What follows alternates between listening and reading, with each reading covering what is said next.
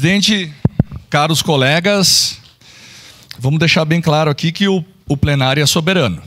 A decisão do plenário vale. E quando o vereador D'Ambrós fala sobre zoneamento municipal, que ele puxa a lei das águas, outros fatores, exatamente, a lei das águas e esse zoneamento é atribuição da prefeitura municipal fazê-lo.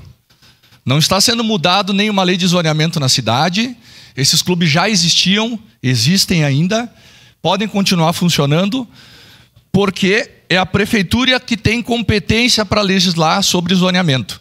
Então não adianta dar essa volta toda para tentar justificar o injustificável, tá? Então vamos deixar bem claro que zoneamento é o município que rege, não é a União. Então por isso votarei contrário ao parecer para que o projeto continue e que as casas de tiro, como os clubes de tiro e tudo mais, possam continuar funcionando como sempre funcionaram em Caxias do Sul. Obrigado, senhor presidente.